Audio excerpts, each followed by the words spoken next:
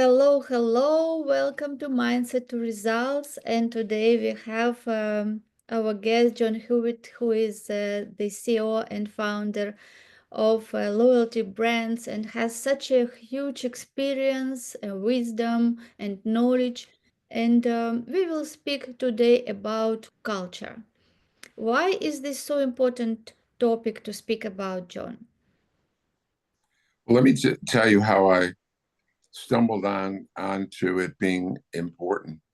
I always wondered what was the difference between the executives at great companies versus ordinary companies. And the one I like to use, example I like to use is Walmart and Kmart. Walmart, they both have Mart in their name. They both at one point in about 1989, 1990, they were both about the same size. They were both growing very quickly, and one just stopped and shrunk and is going down the toilet, and the other has continued to rise and is the biggest retailer and employer in the world and in storefronts. And I wondered, what are the executives at Walmart, are they smarter? Are they more experienced? Are they better educated? And the answer is obvious that no, they're not smarter. You can hire the smartest person. They're not more experienced. You can hire the most experienced person. They're not more educated. You can hire the most educated. So what's the difference? And it comes down to attitude and culture. And I learned that I was at in about 1990. I read an article in the Wall Street Journal about a company called Wegmans, a grocery chain in upstate New York, and they had about a 70% market share in Rochester, New York.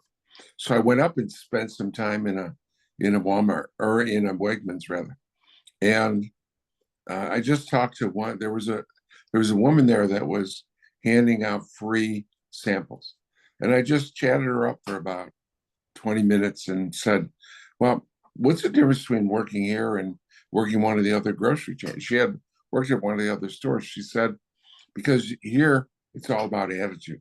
You have to have the right attitude, and there's a culture of great attitude." And she said, so much so that when you hire someone that doesn't fit in, then they leave. They understand they're not going to fit in. So culture is the key difference between greatness and being ordinary. And so what we learned then, from then on, we learned that you hire for attitude, and then you can teach skills. Tom Watson Sr., the founder of IBM, said, "Give me 100 great engineers or 100 people with great attitude. I'll take the people with great attitude, because you can teach engineering, but you can't teach attitude." And you know, Elena, that one of the biggest mistakes I've ever made in my career is trying to change people's attitude. I've I've done it dozens of times, and I'm never successfully changed someone's attitude. So that culture is critical to greatness. Yes, yes, and interesting that most of HR they just look at people's CV. Yes, what they know.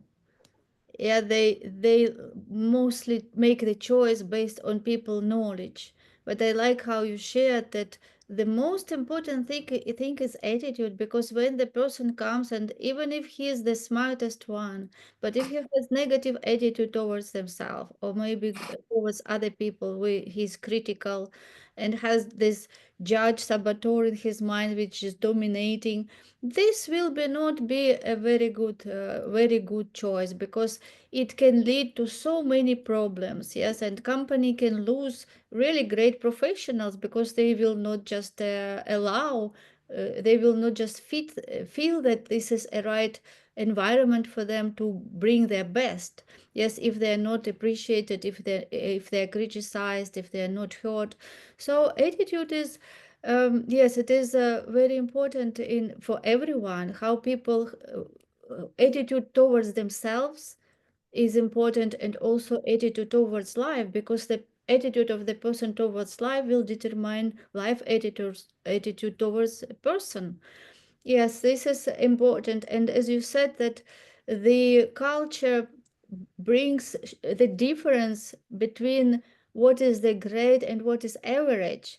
So let's speak about standards. Yes, why standards is important? Because I think that standards is a part of the culture. Yes, because this is something that we know that this is what we go for, and this is the line, and we don't accept anything below this line. We just accept what is here and expect and above.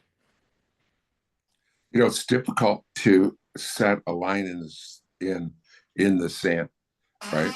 And about what is right and what is wrong.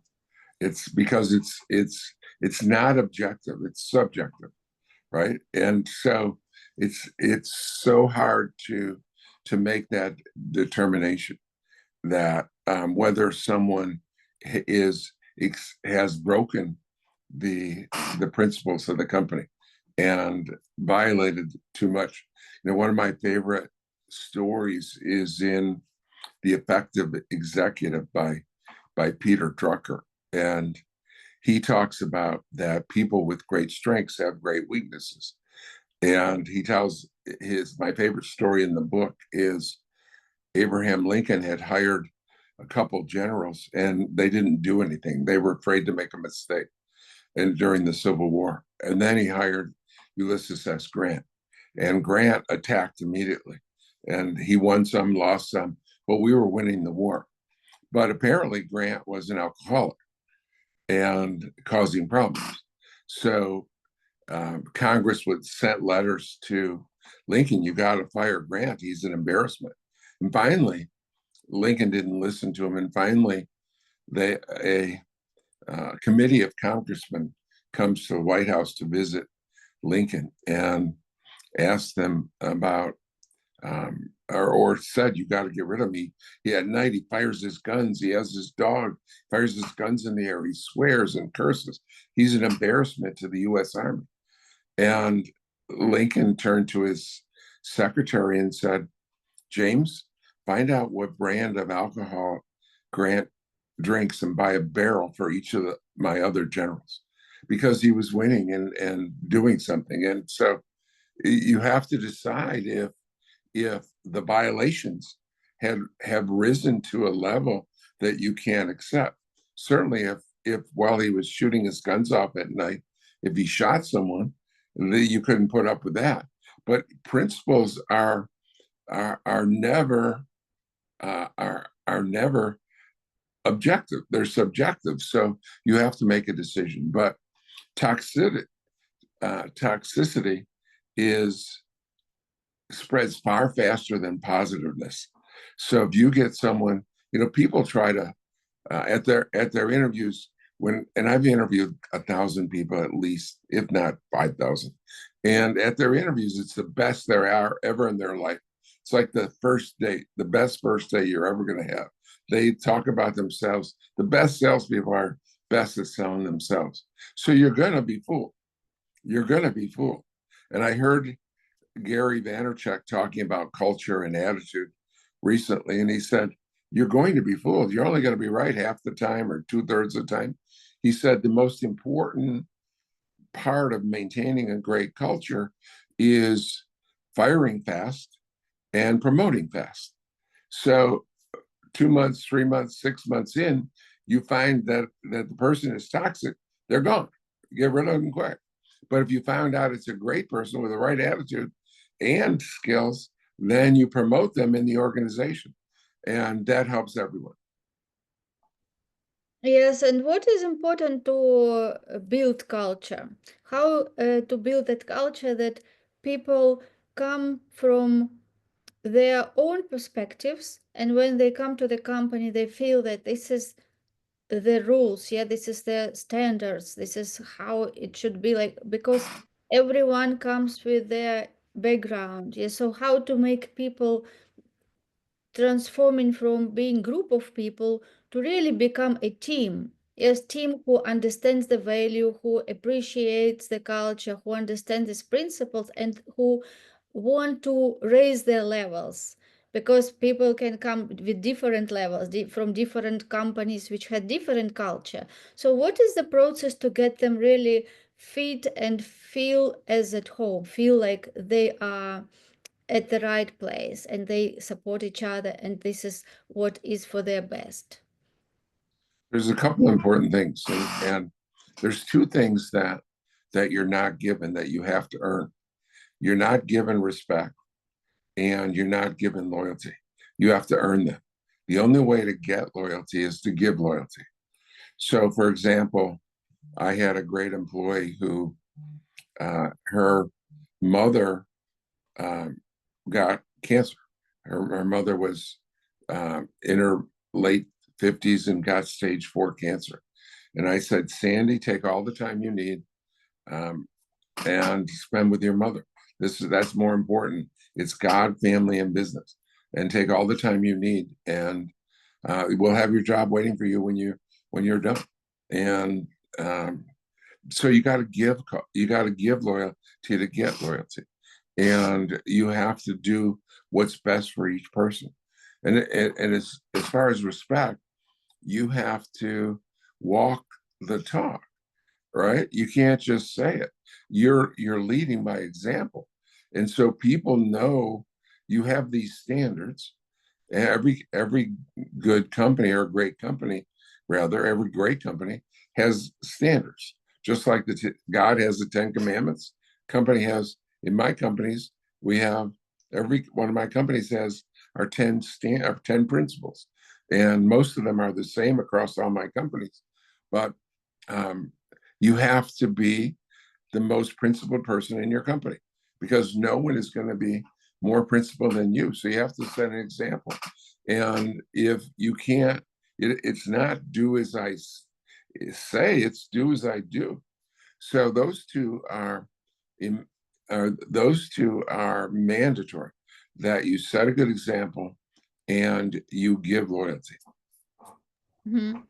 How do you identify if the person has right attitude? As you said, everyone comes for interview to sell their best, but how really you can identify that this is the right person, he has right attitude, this is who fits our culture? You have to have your ear to the ground, because some people who have the wrong attitude are very nice to me, but they're not nice to other employees. I've had like a executive. He was nice to the board of directors, and he was nice to me, but he wasn't nice to his peers or his people that work for him. So you have to have your ear to the ground and continually watch and observe and have an open door, and let people feel free to, not that they can trust you to confide in you. Too many times, and this happens a lot, too many times I have to avoid the conversation of culture or the negative attitude with people, because people come to me and say, you can't tell the person because they'll know I don't. So even though the person has a bad attitude and they treat one of my quality employees badly, my quality employee says you have to keep this confidential. So there's a lot of times that I find out sooner than I can confront it, because I don't want to violate my people's confidence, or they'll never be able to trust me again. So you have your ear to the ground and encourage everyone to understand that you're not knowledgeable of this behavior and putting up with that behavior. If someone commits a attitude or a violation in front of you, you have to take action. You don't have to take action immediately in front of everyone, but you have to, at least behind closed doors, go to that person and say that behavior does not fit in the principles of our organization. Yes, yes, very good. Could you please share 10 principles of your organization? I think. I don't have them with me, and they're different. I have I have 9 different companies, and so they're different in each one. But I can certainly get them for you on a subsequent presentation. One of my favorites in one of my companies is in my main company is number 10 is just say yes. Just say yes. And what we mean by that is look for the yes. There's so many people that want to say no. So what I try to do is, and when I learned this when my son was um, he was going into high school and he was very slight. He was built like a volleyball player or a soccer player, not like a football player. And so he was very strong and athletic, but he wasn't big. And so his mother and I, he wanted to play football. His mother and I were worried that he'd get hurt because, so he's like 140 pounds and these guys are 220, 250. And he'd get in there and mess with them. And so we were a little concerned that he would get hurt.